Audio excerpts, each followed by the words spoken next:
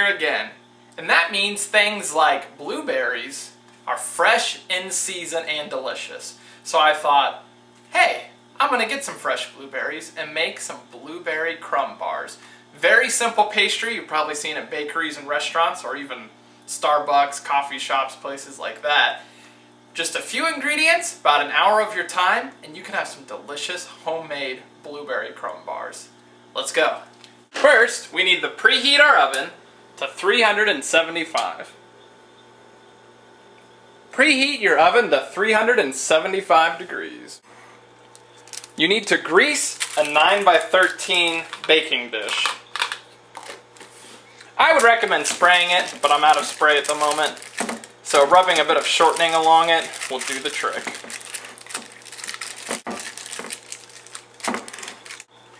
And just to give it that kind of nice bakery flour look, I'm going to dump some flour around in it so it sticks to the container.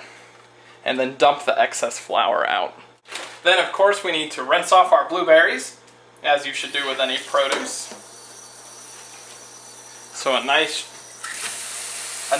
gentle stream of cold water, or warm water, doesn't really matter.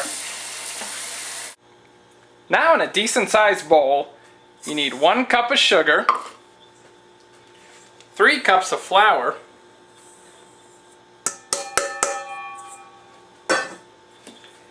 and a teaspoon of baking powder. Mix those all together.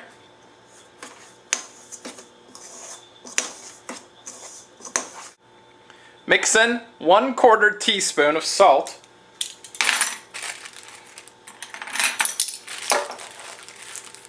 And then just a pinch of cinnamon. So I'm doing about 1/8 teaspoon.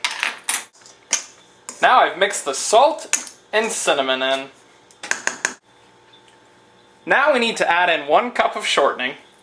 I'm using vegetable, but you can use regular animal fat.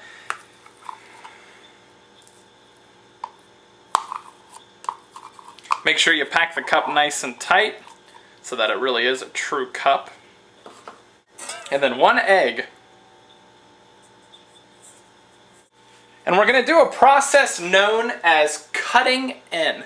Like you would cut with scissors, we're cutting this mixture into smaller pieces. Super common when making crusts. Now if you don't have something called a dough blender, or a dough hook, or a pastry cutter, there's a few names for this, different slang terms. It actually says dough blender on it, so I'm going to call it a dough blender. If you don't have one of these pastry cutters, dough blenders, you can use a fork and it will work just as well. Pretty much the motion you need to do is just go up and down on top of your shortening into your mixture, and with our egg. And you'll see it begin to turn into a crumbly mixture. As you can see now, the consistency is a lot more coarse. Instead of these giant huge chunks, it's kind of evenly split apart into little pebble-sized pieces now. So now we need to take half of this dough that we just made and pour it into our prepared pan.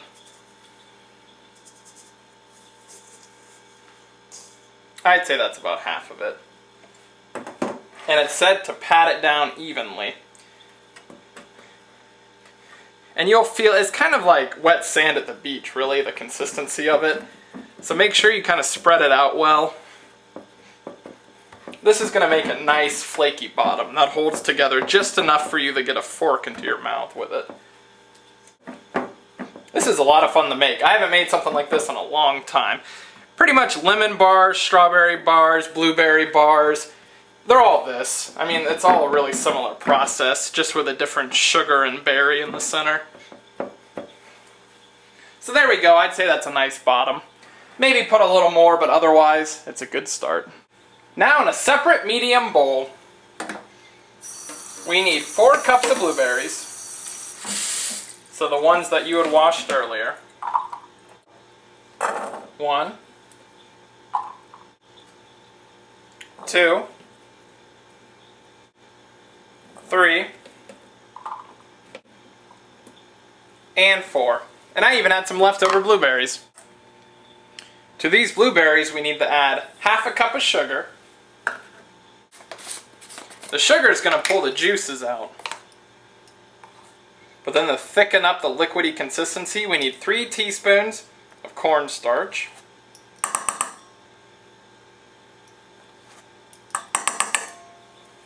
And we want to very gently fold these around. I'm just going to use an icing spatula. You don't want to stir them too hard because, you know, they're fragile little blueberries. We don't want to smash them. Now we need to gently spread these blueberries out over our prepared crust. So you can use your hands here. I am.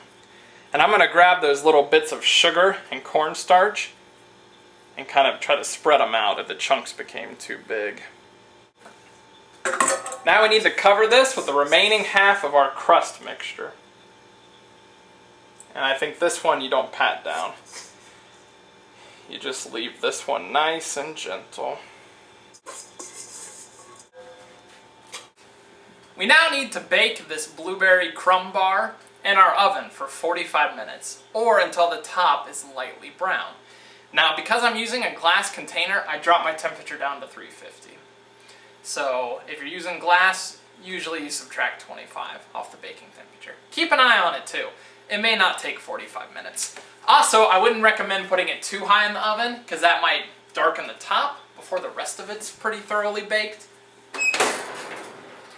So I'm putting it like in the middle of my oven. 45 minutes or until lightly brown on top.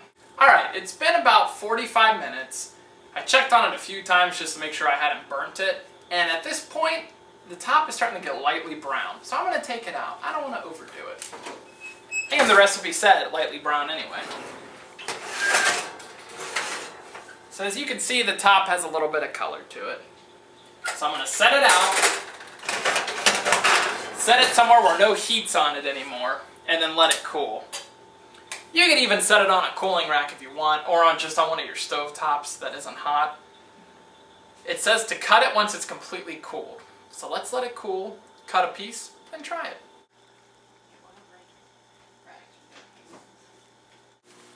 So I let my blueberry crumb bars cool down, and then I cut them into a bunch of little squares. And I'm trying a little piece now. That's really good. Still a little warm, so it's pretty nice. I'm going to have it with a glass of milk here in a second. The blueberries were really in season, like they are in the spring, so they were very sweet. The crust is flaky, warm, sugary, but not too overpowering. This is a perfect, easy dessert or snack to make. I hope you try it.